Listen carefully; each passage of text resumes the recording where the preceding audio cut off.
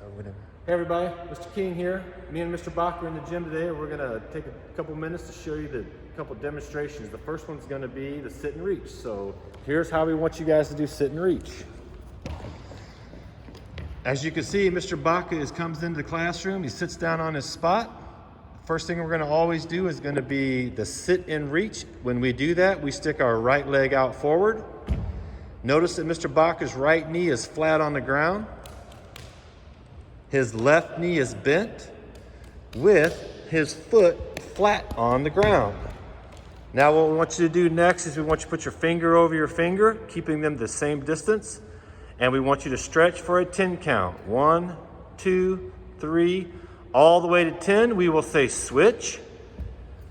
You will do the same thing, keeping your left knee down, right knee bent with your right foot on the floor. Fingers over finger for a 10 count. 1, 2, 3, all the way to 10. That's how we're going to do the sit and reach. Okay. All right, the second exercise that we're going to do every day is called the curl up. Unlike the sit up where you come all the way up to your head above your knees, on the curl up, you're going to have your feet about 6 inches away from your butt and you're going to slide your hands and touch your heels. So at this time, Mr. Baca is going to show you real quick the proper position for the curl up. As you can see, the knees are bent about 90 degrees. Mr. Baca's shoulder blades are flat on the ground and his fingertips are about 6 inches away from the back of his heels.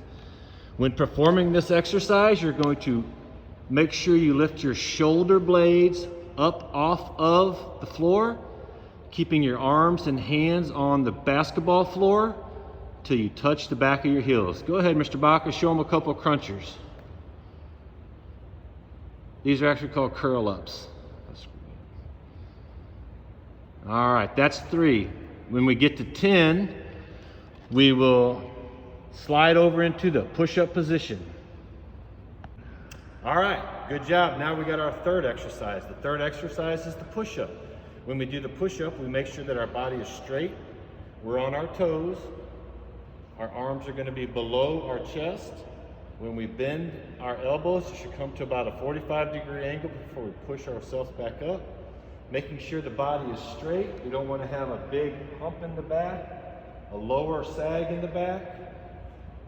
And then when we perform the exercise, make sure your eyes are up. Mr. Bach is going to take you through this right now.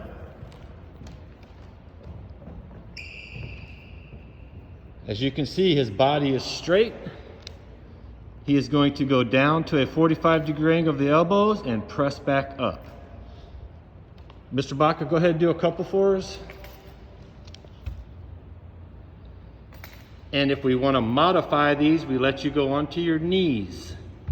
Still keeping the body straight in line with the torso, dropping the chest down, bending the elbows at a 45-degree angle. Those are modified push-ups. Great job, Mr. Baca. Okay, everybody, we're now going to talk about our fourth exercise. On the fourth exercise, we're going to do the jumping jack. Right now, Mr. Bach is going to demonstrate for you. Notice he's standing on his spot. Arms are down, feet are in. Arms come out, legs go out. When we go out and in, out and in. The jumping jack starts to take place when you start to do a few in a row. Mr. Baca, do 5, please.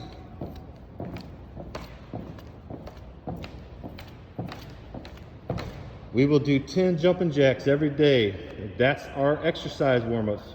Great job. Okay, everybody, after we've done our warm-up stretches, we are going to do running across the gym. You'll have a spot on the floor. If you're on this side of the gymnasium, you will run to the other side, big blue line, place 1 foot in the blue and run back to your spot.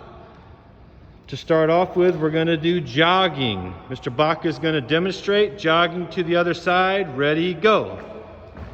Notice he's got his elbows in tight, places 1 foot in the blue, and jogs back to his spot.